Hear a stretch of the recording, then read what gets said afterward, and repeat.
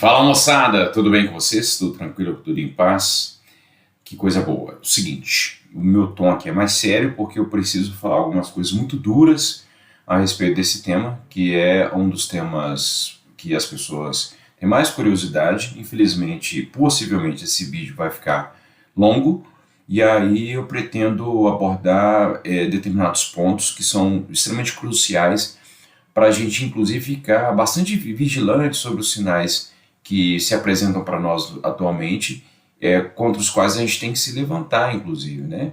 Porque o nazismo não é brincadeira, o nazismo não deve ser algo de piada, ele não é uma coisa que se deve brincar de forma alguma, e que esse sujeito que vocês estão vendo aí, que é o Adolf Hitler, ele foi um cara responsável, o grande responsável, pela Segunda Guerra, que matou dezenas de milhões de pessoas. O que faz com que, por exemplo, a gente pense minimamente que se a gente tem compaixão, né, a vida das pessoas, a gente tem que pensar que às vezes não. A história nos mostra que os projetos de poder que pressupõem o ódio como essência levam à morte. Projetos de poder que trazem na sua essência a morte, eles devem ser combatidos o tempo todo. Pois bem, sem mais delongas, vamos começar a entender como que o nazismo surgiu, tá bom? Vamos lá, primeiro dizer o seguinte, que no finalzinho da Primeira Guerra, o rei Wilhelm II, o Guilherme II, gastei o meu alemão aqui, né? Ele fugiu, ele abandonou o governo e fugiu, e aí com isso, na cidade de Weimar, o parlamento ali, os políticos, proclamam a República. E a República, que foi apelidada de República de Weimar, ela vai existir entre os anos de 1918 até 1933, porque depois que o Hitler sobe ao poder, ele destrói a República de Weimar e ele vai inaugurar então o Terceiro Reich.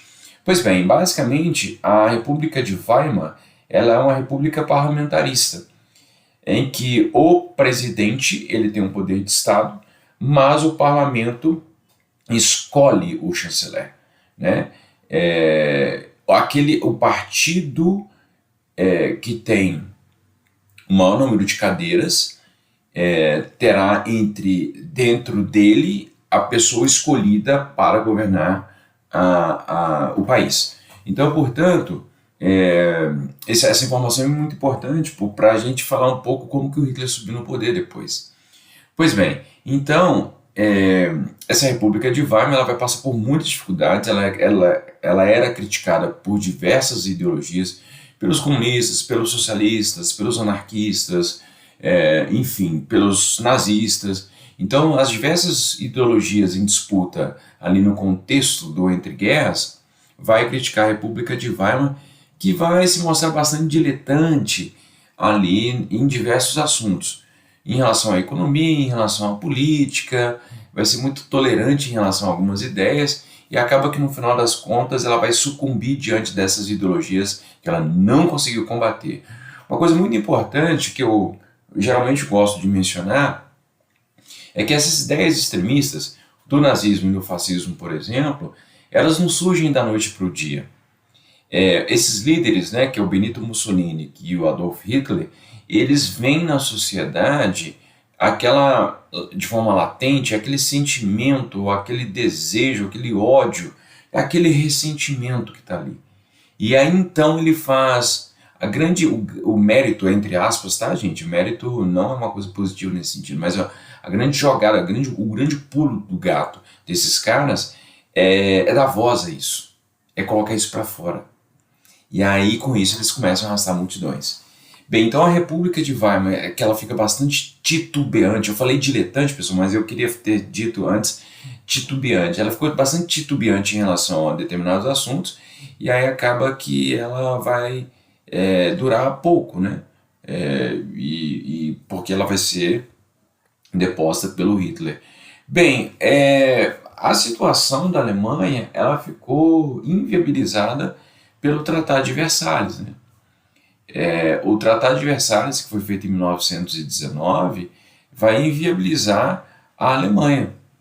E essa inviabilização da Alemanha vai fazer com que a sociedade alemã se sucumba numa miséria atroz. É muito impressionante a crise econômica que a Alemanha vai sofrer, porque esse exemplo sempre é destacado, que para você comprar, por exemplo, um pedaço de pão, você tinha que carregar um carrinho de dinheiro, porque um dólar, por exemplo, equivalia a 4 bilhões de marcos. Marcos alemão, Deutschmark, né? É o marco alemão. Ele é a moeda da época, então você tinha que carregar um monte de dinheiro para comprar qualquer coisa básica. Em muitos lugares, portanto, as pessoas preteriram o dinheiro, papel moeda. E acabaram escolhendo, por exemplo, o escambo, que é para tentar adquirir produtos. Né? Então a situação econômica é muito grave e ela vai tirar dos alemães essa esperança. Né? E essa falta de esperança dos alemães, principalmente grupos mais conservadores, vai fazer com que eles fiquem muito suscetíveis às ideias extremistas. Bem, logo depois do fim da Primeira Guerra, se instala na Baviera uma república com características socialistas que vai durar pouco tempo, vai durar ali 2, 3 meses, se eu não estiver enganado, e vai ser logo reprimida pela República de Weimar. Mas isso demonstra que as ideias de esquerda, por exemplo, na Alemanha, elas estão muito presentes, né?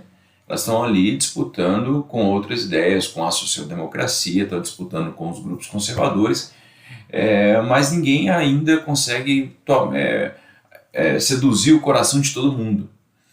Em 1900, a situação econômica, o período mais grave, pelo menos nesse momento, é de 1919 a 1924, e aí os Estados Unidos começam a ajudar, começam a mandar ajuda para a Alemanha, e aí há uma leve recuperação econômica até 1929. Mas em 1929, com a quebra da Bolsa de Nova York, a economia alemã ela sucumbe novamente. Então, portanto, fica um vai e vem, as coisas não melhoram, é um mundo muito sem perspectiva, é um mundo muito frágil, na verdade. E esse mundo frágil vai ser palco do surgimento do nazismo. Essa foto aí, eu queria destacar a presença do Hitler. Esse momento aí está sendo anunciado que a Alemanha está entrando na Primeira Guerra. E o Hitler, ao que parece, ele está olhando com um ar de bastante surpresa e entusiasmo. Bem, é muito difícil, na verdade, a gente precisar exatamente o que se passava, ou designar exatamente qual foi a reação do Hitler. Mas a gente, retrospectivamente, a gente pode compreender que o Hitler sempre foi um entusiasta da guerra. E aí a guerra, então, para ele, poderia representar a possibilidade dele colocar à prova toda a sua vontade de encontrar o seu lugar ao sol. O que eu quero dizer é o seguinte, o Hitler, ele era um artista frustrado, ele queria fazer parte da Academia de Belas Artes lá da Áustria, né, lá de Viena, e ele acabou sendo recusado. E isso cria nele um certo ressentimento. Eu disse em vídeos anteriores que não existe terreno mais fértil para ideias extremistas do que um coração sem esperança. Então, o ressentimento ele acaba fazendo com que, em algumas oportunidades, veja a solução dos seus problemas. E a guerra se apresenta como essa solução para o problema que ele estava enfrentando ali de um artista frustrado. E o Hitler vai ver na guerra um grande ritual.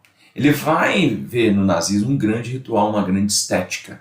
Uma estética da morte, a estética do poder, da supremacia ariana, mas uma estética. É uma grande performance o que o Hitler faz o tempo todo. Mas depois eu vou falar mais sobre isso. Mas o Hitler vai participar da Primeira Guerra. A Primeira Guerra vai causar grandes efeitos nele. E o Hitler vai ser um grande crítico, tanto da República de Weimar, quanto do Tratado de Versalhes, que vai impor à Alemanha condições duríssimas para a sua sobrevivência. A Alemanha vai ficar numa situação bastante complicada. Falando um pouco mais do Hitler, é sempre bom lembrar que o Hitler não era alemão. Ele nasce lá na Áustria, eu não me lembro exatamente mais da cidade que ele nasceu, Assim que a guerra estoura, ele está na Alemanha, e aí então ele se voluntaria. E aí o Hitler era um cara muito obcecado. Ele tem 2 episódios de ferimento, ele lutou a guerra inteira e teve 2 episódios de ferimento. Num primeiro episódio sem maior gravidade, no segundo com maior gravidade. Mas o que impressionava os oficiais é que o Hitler era muito corajoso para levar mensagem e para atravessar lugares que os soldados realmente não queriam. E ele via então naquele combate, naquelas explosões, né, tiro, porrada, bomba, a verdadeira celebração de uma energia de morte, mas ele via aquilo um espetáculo. Então é um sujeito que vai criar um ideal de guerra. Não é possível entender o nazismo sem a guerra. O nazismo é um projeto de expansão, é um projeto de imposição de uma nação, de uma raça, pseudo-raça, né, sobre os outros, e essa imposição é por meio da força. Então é muito importante que a gente compreenda que isso não surge do nada. Isso surge pela experiência que o Hitler tem lá na Primeira Guerra. Na Primeira Guerra, por causa da coragem que ele demonstra, ele vai ser condecorado com a Cruz de Ferro, que era uma indumentária antiga, né, na Alemanha, e ele vai ostentar essa medalha com muito orgulho por toda a sua vida. Esse aqui é o 3º vídeo que eu gravo sobre o nazismo, fascismo, enfim, e no primeiro vídeo eu mostrei uma imagem que ele está lá com a Cruz de Ferro no peito, na parte esquerda, né? E o Hitler vai capturar bastante o espírito de ódio que existe ali na Alemanha, porque as pessoas, afinal de contas, estão sofrendo uma crise tremenda, e aí ele vai dizer que é o grande responsável pela crise da Alemanha, além da República de Weimar, da fraqueza da República de Weimar, e também do Tratado de Versalhes, ele vai atribuir a uma conspiração judaico-bolchevique. Judaico-bolchevique, então, é os judeus e os socialistas, influenciados pelos ideais da Rússia, né, da Rússia bolchevique, estão conspirando para destruir a Alemanha. Então é necessário se insurgir contra esses demônios que estão a nos assustar. Eu devo falar mais um pouquinho sobre isso daqui a pouco. Então, portanto, o nazismo ele é anticomunista, né? Ele é antissocialista, ele é anti-bolchevismo, e ele então junta essa ideologia, né, ao judaísmo, que também que os judeus eram odiados em toda a Europa, mas esse ódio que existia na Alemanha será despertado e levado à última escala.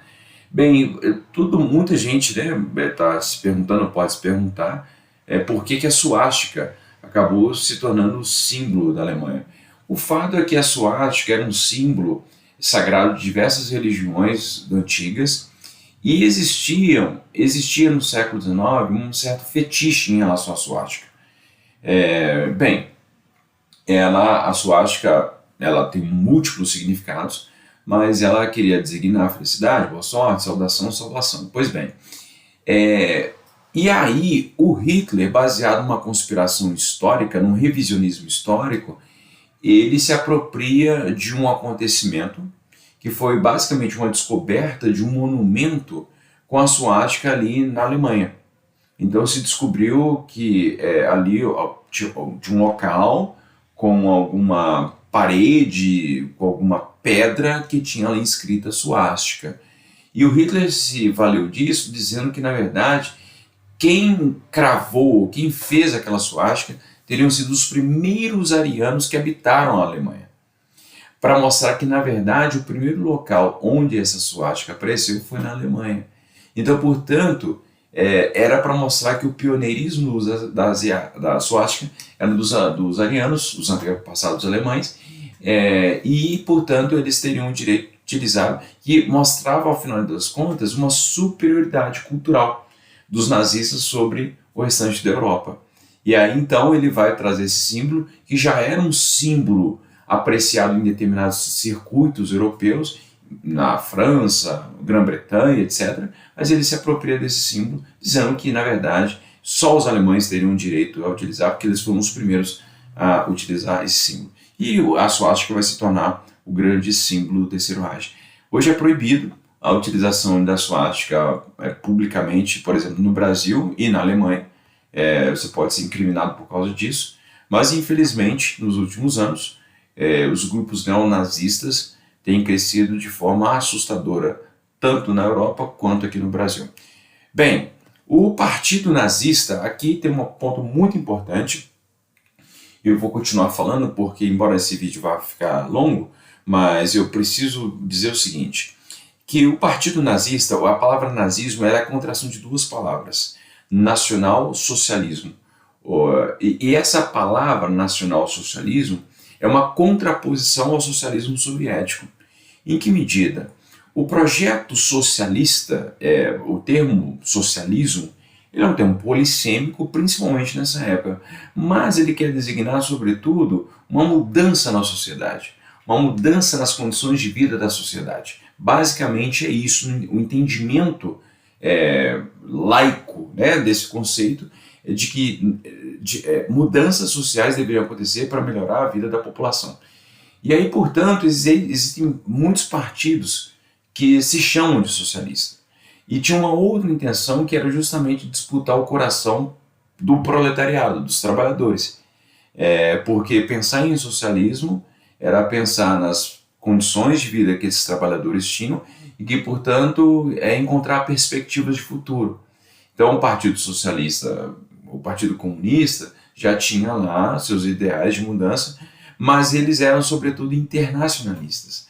Porque, por exemplo, o criador do socialismo científico termina uma das suas obras mais importantes, que é o Manifesto Comunista, com uma frase célebre que trabalhadores de todo o mundo, univos. E essa frase pressupõe a internacionalização da luta dos socialistas, né? E já o nazismo, por exemplo, ele pressupõe que não tem nada de internacional. Nós temos um projeto alemão, uma mudança na sociedade, mas da Alemanha. Então a gente tem o nosso próprio projeto de mudança social, que ele chamou então de socialismo nacional. Então, que em alemão é Sozialismus National.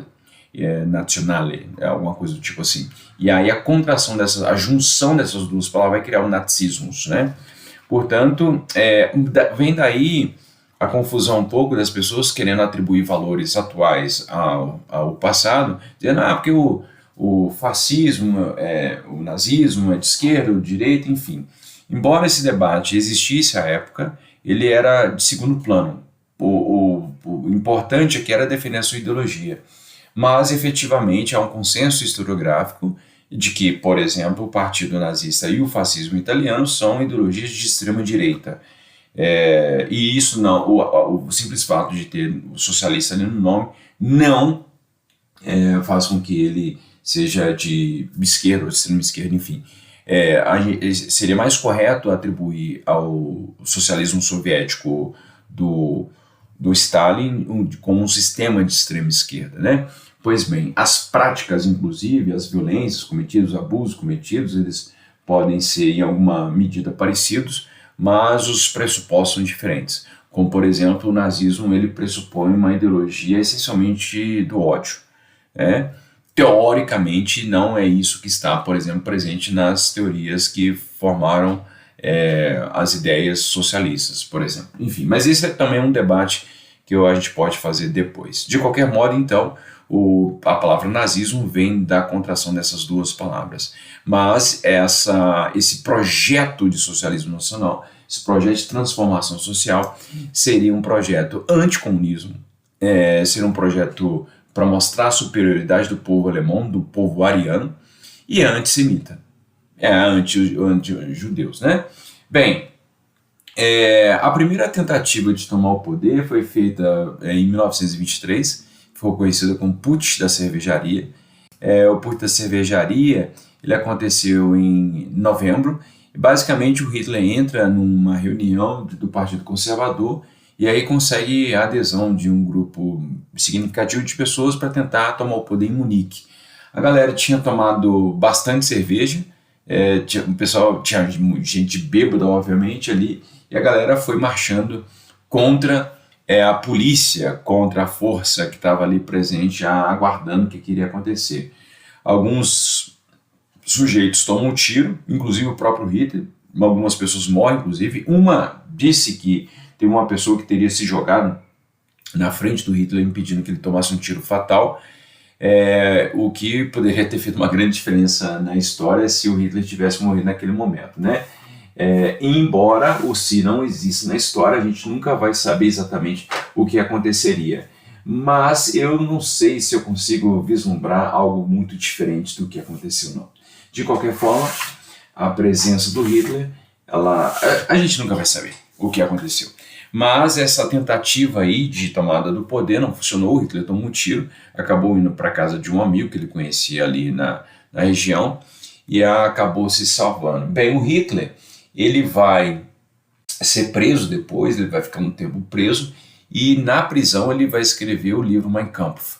O livro Mein Kampf, nele ele coloca as principais ideias anticomunistas, antissemitistas. O antissemitismo, pessoal, é o ódio ao judeu. Mas daqui a pouco, no próximo slide, eu vou falar um pouco mais sobre o ódio ao judeu. O partido nazista ele vai crescendo aos poucos. Ele não tem um crescimento massivo. Mas a partir da quebra da Bolsa de Nova York, aí nesse momento é que eles vão conquistar mais cadeiras no parlamento, por exemplo. Mas mesmo eles tendo um crescimento absurdo de representantes do parlamento, eles não conseguem ter a maioria. Então eles têm a maioria no sentido de 50%, né, mais de 50% dos lugares do parlamento. Eles vão ter ali uma porcentagem significativa, coisa de 30 e poucos por cento. Mas eles não vão ter a maioria, né? Pois bem, mas isso é o suficiente para o seguinte, eles terem coragem o suficiente, por exemplo, para colocar fogo no parlamento. Esse fogo no parlamento aconteceu ali no finalzinho de 1932 e foi muito conveniente. Foi muito conveniente porque, afinal de contas, instaurou uma crise ali e fez com que, por exemplo, o presidente da Alemanha nomeasse o Hitler como chanceler ali no início de 1933. Na prática, o Hitler já começou a governar, porque pouco tempo depois o presidente morreu. Então o Hitler começa a governar e aí já começa a mostrar todas as suas garras, né? Perseguindo minorias, perseguindo os professores, perseguindo professores judeus, né? Professores comunistas, professores sindicalistas e por aí vai. Bem, então o Hitler ele já começa a implementar o seu projeto a partir do momento em que ele assume o poder. Bem, eu só queria destacar no final das contas que pouco tempo depois, em Nuremberg, se criam as leis de Nuremberg, e que na prática os judeus perdem a sua cidadania, os judeus deixam de ser cidadãos.